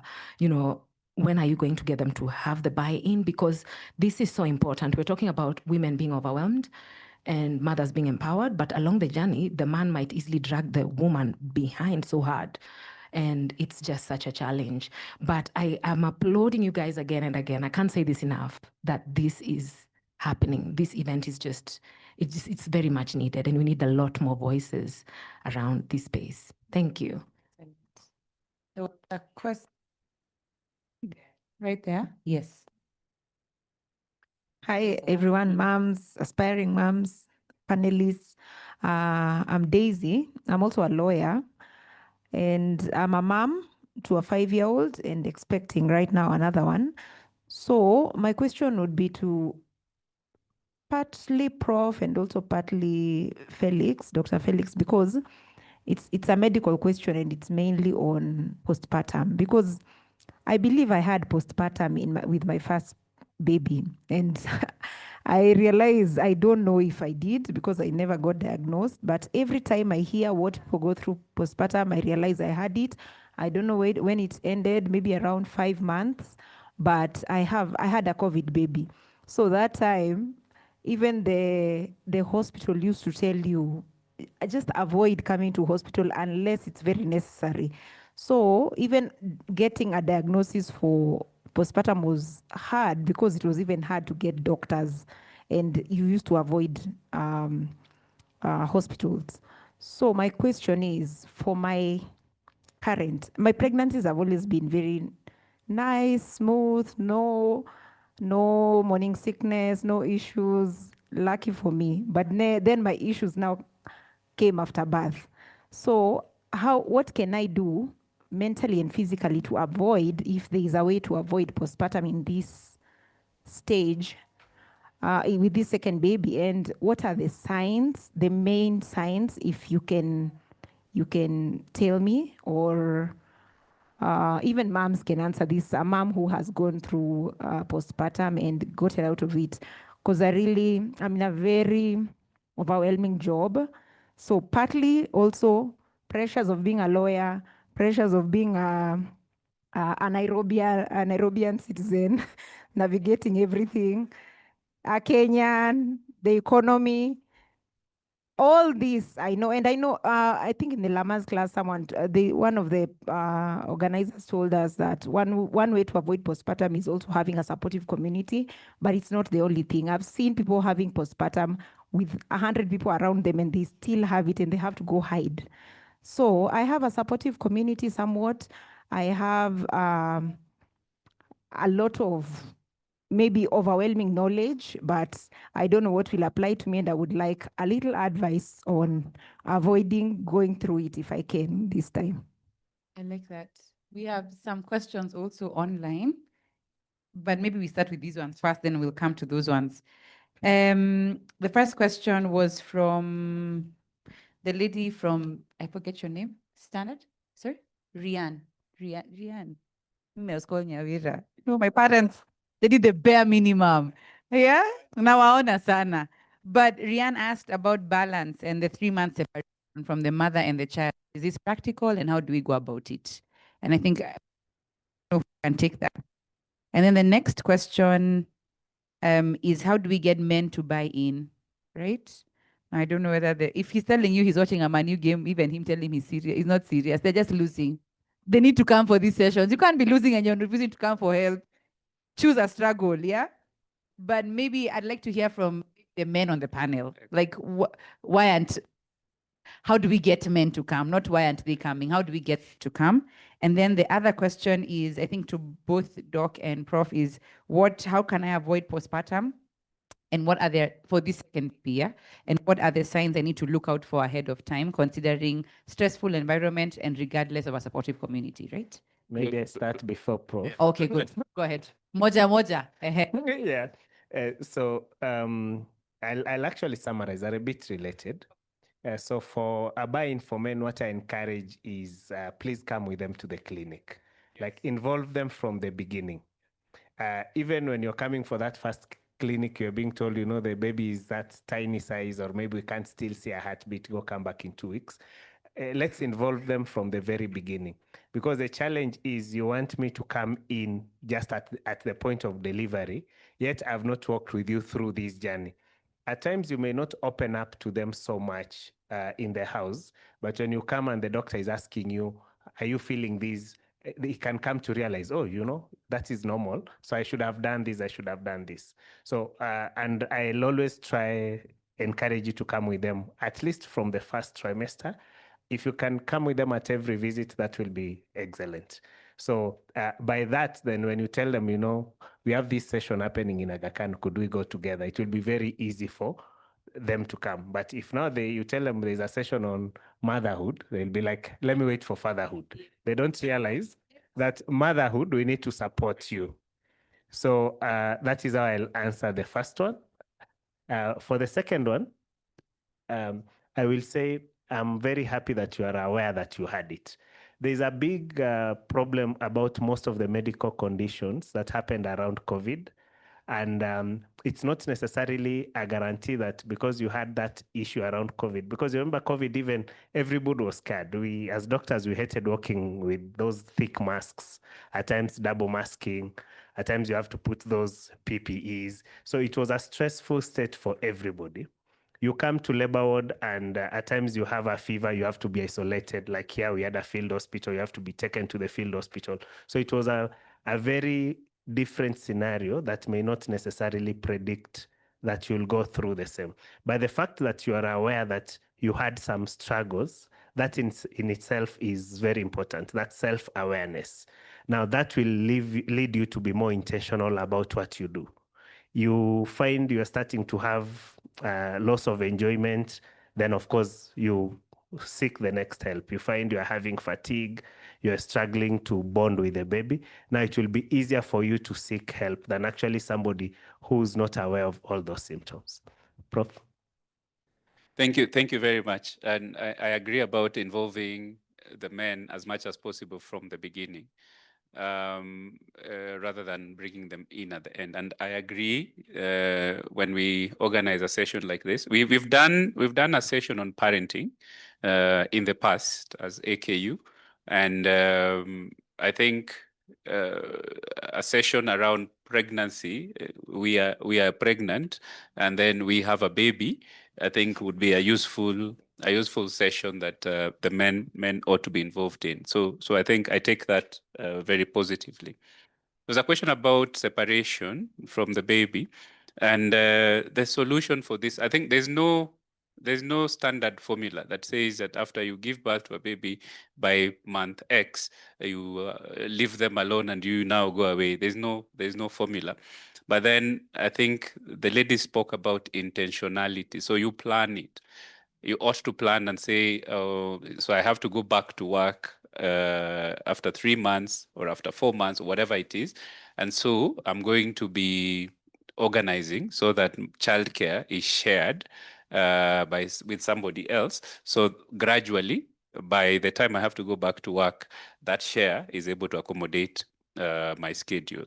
So some jobs you have flexi time where you can go and then go home, be with your baby for an hour or two, then go back to work. Some have places where you can come with the baby and then somebody takes care of them. But if that's not available, even at home, if you could arrange so that gradually there's more and more time the child is spending with somebody else while you make time for yourself and for work, that would be something that you need to do. But there's no formula. You'll know that. So we have 4 boys in my house, and the eldest is 20, and their mother hasn't separated yet. Okay, so that happens. Like the guy is going away to college, and she's like, hey, lakini sasa nahamaje, yani nataishi aje, nitakuwa naenda hata nene nikae na yeye, stuff like that's the other. So yeah, it's variable and it's fine. It's part of being human. The last question around postpartum, I'm assuming postpartum depression, if you're thinking about it like that. And Felix is right that the circumstances were a little different around COVID. COVID increased mental health challenges for everyone. We saw a surge in diagnosis of a variety of mental illnesses during COVID. Some of them because of COVID, but some of them because we became more vigilant and we started looking a lot more for the mental health of the people around that time. So that was special. A past episode of postpartum depression does not necessarily predict that you will have another episode after pregnancy. The risk is higher than for somebody who didn't have any postpartum depression, but then being aware of it and noticing when your mood is profoundly low, usually for no reason. Like you can't figure, why am I feeling so low? Why am I so lethargic all the time? Why is my sleep changing? My appetite is changing. I'm losing interest in the things I used to enjoy, and so on and so forth. And it's going on and on. It's not for 1 day or 2 days. It's a week. It's a couple of weeks. I think it's okay to seek help at that point. So just being aware, being vigilant, knowing when those symptoms are coming, is the first step of getting help. And then the other thing is what I tell everybody. I mean, watch your diet, make sure it's a balanced diet. Be active. These bodies were not made to be sedentary. We were made to be active, to be moving. And so when you're not moving and so then you sleep, get adequate sleep. If you do those things, it reduces the chances of getting a psychological problem, including postpartum depression. It also makes your body readier to handle the struggles of pregnancy and childbirth. So I think diet, activity, being physically active, and getting adequate rest when you need it, those are things that prepare your brain for challenges that come your way. Yeah, Thanks. I like that. Is there anything, ladies, you'd like to add? It's just on the men side because I remember my husband is the one who actually, I think in my second pregnancy, identified that I was actually feeling bad because he knew the symptoms because he was attending antenatal clinics with me and he was able to identify you're not okay and that's why we rushed to hospital. I've actually seen some facilities prioritizing antenatal clinics to women who come with their partners. And they see you first if you've come with your partner, so that next time you encourage to come with your partner. But I think it's important to have men even know that these signs are, yeah. But I think also just to also tell you, you can also bring your men. I think it's something I've begun to do, is I make my husband schedule the appointments. So it's on his diary. Then he tells you, by the way, we're going to the clinic. Yes, we are going to the clinic. Unaenda. Even you, it's on your plan. So I think also make them involved. Don't inform them, right? That's a trick by Nyawira, so take it. Book on his calendar. Something to add, Avril? You're good? Yeah. Great. I just wanted to say, even as we wrap up this panel, Our panelists and all our panelists are going to be available. And also I think the Lamas and lactation specialists are still available. I know some questions may not be answered because some of them may be a bit personal. Please feel free to come and ask and share. Milk the cow dry. It's a bad statement to say at a women's motherhood gathering, but I think leave here feeling like, yeah, I've been had and I've gotten a solution. There's no need of living without. I would just say this, that I think motherhood is a beautiful thing, and while there are struggles, there are difficulties, and so on, if people don't tell you, we see you, we appreciate you, and we love the thing you're doing for us. India and I can't do this. That's true. That's true. That's true. India and I can't do this. Yeah. But we appreciate the things that you're doing, and so no matter the struggles, no matter the personal things you're going through, just know that you are appreciated at a certain level. Yeah. Thanks. Prof is really redeeming the male child, isn't it? I'm gonna apologize here and I'm gonna appreciate. Surely, ladies, clap. Don't be selfish. Thank you. I feel any parting shots that you'd like to share? For me, first and foremost, I love the fact that we're having these conversations because for the longest time, people who are going through motherhood will not necessarily have a community to talk about the trials and tribulations. And then when you say it's hard, you are, chastised. You're told, no, you're supposed to appreciate the fact that you're becoming a mom, and you're not allowed to actually say that, it's the hood. They say motherhood is like the realest hood because you are really going through so much. As a friend of mine said, motherhood is the ghetto. It's a friend of mine because she's just going like boof, boof. Like, what? She wanted to be pregnant for the longest time, wanted to have a child for the longest time. She got a baby and then she's like, yo. So it's lovely that we're having these conversations to show everyone that yes, it's hard, but you've been equipped for it. Yeah, and we're here. We need to talk to each other, and this is the beginning of such a beautiful conversation. I can't wait to see more and more of this happening about fatherhood. I love that it's also a conversation that men are having. I have friends who will literally go to their fellow father and go like, you know what? Let me show you. Come, let's have a conversation over beers. Maybe Tasker needs to start, doing fatherhood conversations or something. Go and unburden yourself and have those conversations over nyama choma. But I see these things happening. Maybe even just, slip in those to the things on TikTok. The fathers who actually creating functions around daddy and me. Now it was a mommy and me, and now there's a daddy and me whole conversation. And it's not just about circumcision, but it's, through the entire conversation about. So if you also as a mom, you see that daddy is struggling, you throw a kabaide, there's some dads meeting, it'd be nice if you, and guys make friends faster than women. So these people actually find long-term friends and such. So for me, let's have these conversations. Gone are the days where we don't talk about parenting. You have your own style, you have your own style. But your own style could probably be something that I can learn from. And I'm just happy to be here and meeting these amazing people. And I got a free consult from Prof. And all of you can get a free consult. Yes, You never and know. now I met Nicholas, and I'm probably going to see you next week. So yeah, I like that. I love that this happened, and big shout out to Aga Khan. They actually reached out to me on a DM on Instagram. Like, would be nice if you could come. Like, Corinne, wherever Corinne is, good job to what you're doing. I was like, yeah, I'd love to be part of this because my journey actually started at Aga Khan, Mommy and Me, antenatal, and I went through the entire. I went to the same Lamas classes that you guys are going through. I was with my friend Lisa, and we're being taught about tennis balls and rubbing my back and all these things. And I felt like my journey was so much easier. Bath plans and all things, yeah. It was an amazing journey for me, and being intentional was something that I learned from my caregivers here, So big shout out to Aga Khan for this, and I hope that we're going to have more and more of this. And also for outreach, it would be lovely if we could have outreach to girls like what the lady was talking about. Let's not just have them here, comma sauce, Cinder. Let's not just have this conversation. If we can carry them out online, it would be beautiful. So I'm happy to be here. Thank you so much for having me as part of this. Thank you.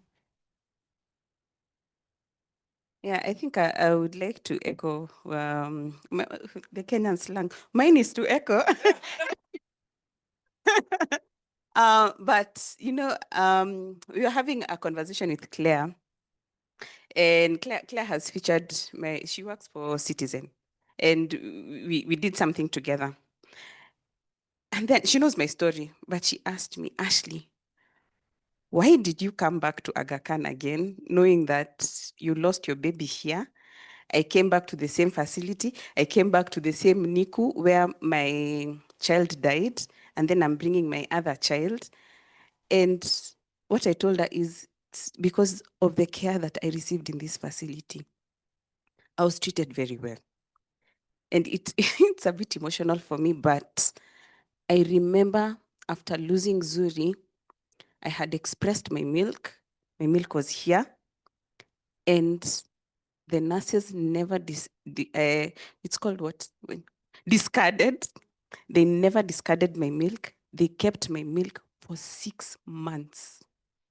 6 months, they had my milk. And the nurse one day called me and asked me, Ashley, are you ready to come and pick your milk? And I was like, yes, I'm ready. And that is why I came back to this facility, because I knew the care was exceptional. And this is one of the things that I run a foundation called Zuri Nzilani Foundation, and one of our programs is on respectful maternal and bereavement care, how are healthcare providers treating women in facilities. And that quality of care and even that empowering starts here. It starts here the moment you leave the hospital. You will be empowered to care for that baby. You will get that knowledge to feel confident enough that I am actually able to do this. Me, I remember I asked the nurse, give me one additional time because I'm struggling to. I have that phobia of breastfeeding and she chokes and she dies, you know. And I was like, I want to stay one more day so that I want to learn extra. And she was like, okay, I'll sit here with you and we'll work. And I'm very happy to see you because you also helped me in my journey. And so I think respectful quality care matters. How we are treated when we leave the hospital really matters and gives us the confidence to actually mother these babies. The other one that I would like to say is on the intentionality bit. And I remember watching a clip. It's a reality show. It's an American reality show. And this lady, she's 56, and she started crying, just like Prof said, her son is moving out. And she said, all I've known for the past adult years and 56 years is caring for my son. What am I going to do with my life now that my son is leaving me? I have like maybe 20 years to manage myself and learn new things. But it is okay for you to actually live life even when you're mothering. To say that I want to go to this place with my friends, I will go. Let me not panic. Let me enjoy the moments because this is your prime. You will get to a stage where you will not do the things that you are doing in your prime. And you're going to say, oh my God, I wish I did. But now is the opportunity to schedule things for yourself, do things for yourself, go for that self-care. If it's nails, if it's what, schedule time for yourself and be very, very intentional about motherhood. Lastly, as I'm finishing, we have a support group for women who have experienced hypertension in pregnancy. And if you know someone or anyone who would need that support system, you can direct them to Zuri Nzilani Foundation. Thank you. Thank you. Doc, no pressure. So let me also say lastly, but not least. Yes, so I think it's been quite a nice experience. I've learned a lot. At times, it's not always good when you are the receiver of everything and you're just speaking. It's good to listen to the information from us, what we've gone through, how we managed to cope, and how we are living testimony now that you know you can also go through it and emerge victorious. So part of my final words will be proud of every moment you make, especially as far as motherhood is concerned. You remember the way for those who are doing Aurora show, you invited people and you celebrated. So it's the same thing. So don't feel too low that now I'm becoming a mother. Am I ready to be a mother? Will I do okay? So just be proud of it. It helps you sort of not feel so bad about whatever else comes after that. I like the fact that you should try to be intentional about everything you do, because when you're very intentional, it's higher, the chance is higher that you're likely to have that self-awareness when things are not going well. And with that, I'll encourage you to speak up. Yeah. Just find a way of speaking up to anybody. At times I tell people, if you can't speak up to anybody, just lock yourself in the room and just speak it out, voice it out. Like, just find a way of getting those hard feelings inside you out. So if you can speak to your best friend, you can speak to your partner, you can speak to your mom, or you can just speak to us. I always tell people when they come to the clinic, this is a safe space. And people come next time and they tell me, do you remember what we talked about last time? Of course, most of the time I remember, but I pretend not to, because it was supposed to help that moment. Yeah, you don't want, when I meet you in the supermarket, I start telling you, did you overcome that thing? You get, yeah. So just find a way of finding a safe space and always speak up. And the thing about learning to deal with the past. As much as the past is supposed to help us learn how to move forward, don't dwell so much on it. Like now you're going through the pregnancy struggles. When they disappear and you get to the next point and now you're feeling nothing, don't dwell on, I used to spit a lot in pregnancy. I used to do this. Enjoy the moment. The baby has come. Don't be like, you're the one who made me spit for 9 months. You're the one who made me not do this.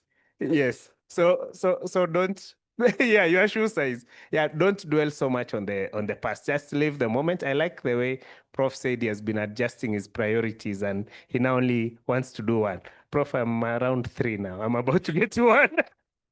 Yeah, so just keep adjusting your priorities as life moves on, and you'll realize you actually enjoy every moment. Because at times we are living, trying to look for what to enjoy, yet we are missing enjoying what we already have. Thank you. Me too. Thank you so much to all the guys who are watching us online. Thank you for following the conversation. I hope it has helped even you if you have questions. I know Corinne can find a way to get up. Mike. 1, 2, there we go.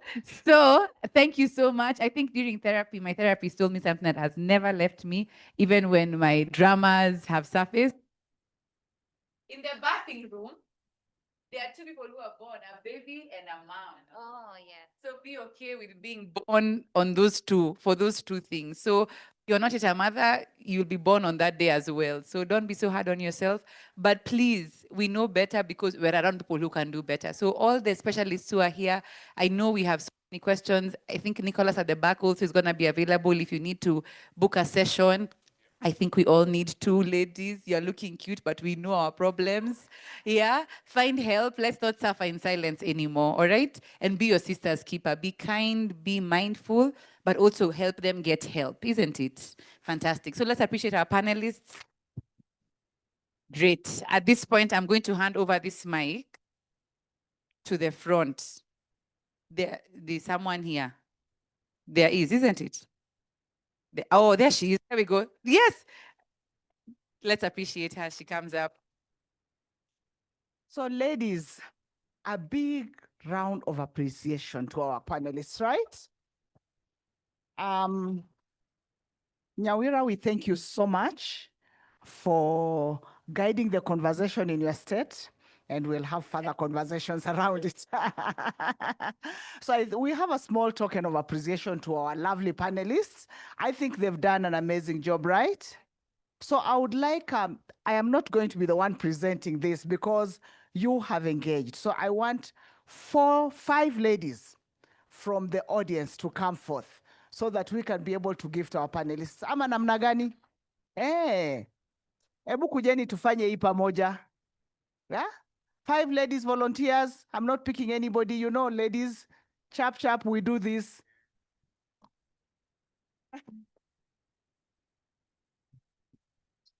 Okay, so just line up there, we start. And you know, for her, she's special, eh? Yes, the example. So we will begin with her. She has to be pampered, eh? So, Nyawira, thank you so much for making this conversation very lively. So the lovely lady will come and give to you something small.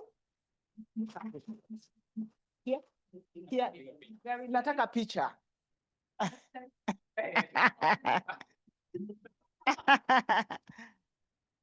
Those are memories of this day. Thank you so much. Next, I want us to give to Prof. Eh?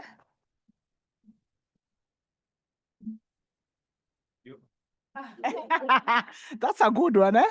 Prof, picture. Eh?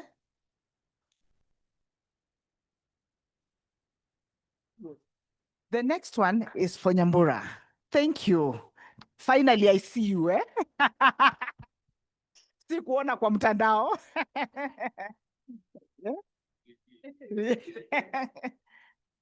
Thank you. The next one is for Ashley. What Ashley hasn't told you, she's my daughter. From another mother. Yeah, Ashley, photo.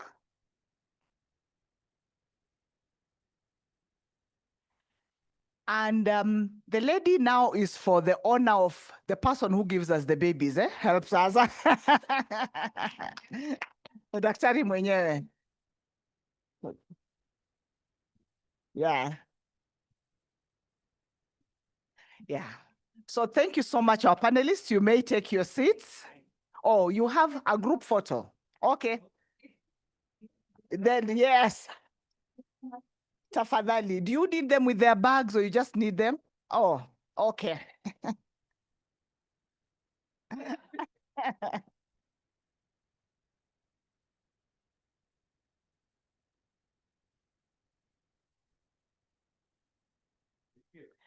Yeah, so thank you so much, our panelists. Ladies, I know we have really run over our time, but we do have some ladies from Winnie's Health. Just 5 minutes we give to them, and then I will share with us some goodies that we have from our outreach. Winnie's Health, please, give you 5 minutes.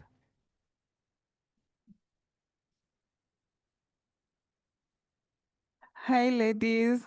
Oh, we are not only ladies, we also have gents. I'm so sorry to the gents who represent the other gents. Indio. Hi, everyone. How are you feeling after that? The panelists were really doing a good job, yeah? I'm called Mercy. I'm a mother of 2, so this was also really timely. I'm at work, but I was listening to a few things, yeah?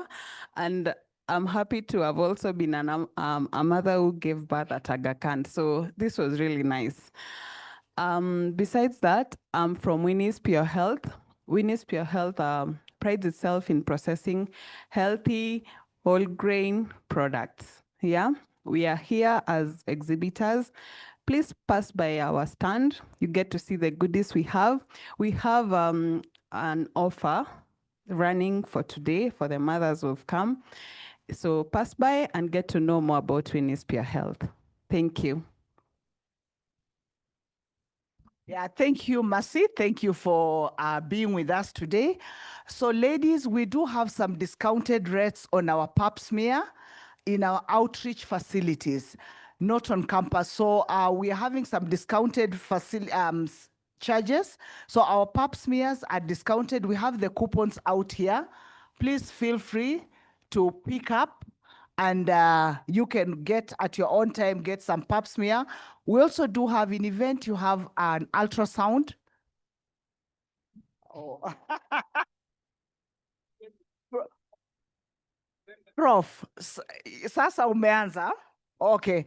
So for ladies, ladies of childbearing, when we screen for cancer, we do pap smears. That's the process. That is the test that is used to screen for cervical cancer. So please feel free to reach out, pick a coupon, either for yourself or for a friend, and they can get screened at our outreach facilities. The other one that we have is a discounted coupon on ultrasound for pregnant women. So that is also happening within our outreach facilities. Please pick a coupon, go and share with your friend, and tell a friend to tell a friend that we are having some discounted coupons. But this is really specifically for the women who are going to come. I don't know what is going to happen to those who are online, but if they're registered, we can have a conversation and see how they can get this to access the services. Tuko pamoja? Now, last but not least, I think you have heard a lot about our services. Please feel free to reach out and let us know through the feedback sessions how we can make these sessions more engaging, more, interactive, so that we can help other people gain confidence. Thank you so much. Lunch is served, and we hope that we can continue engaging over lunchtime. As I mentioned, we still have our lamas, we still have our breastfeeding, we have our panelists right here.